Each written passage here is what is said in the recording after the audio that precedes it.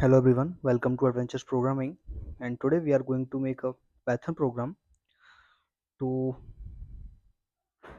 find the factorial of a number using while loop.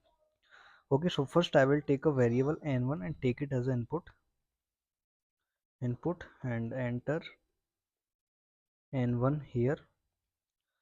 Okay,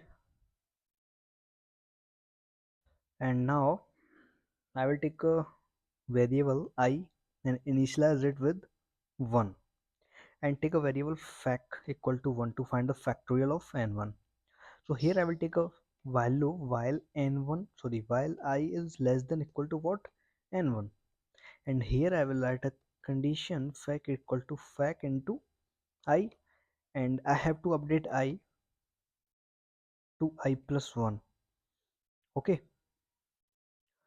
so outside this while loop we will print factorial, so it will give us the factorial of n1. Take n1 equal to 7, you will get 507 5040. Take n1 equal to 6, 720. Take n1 equal to 5, the factorial of 5 is 120.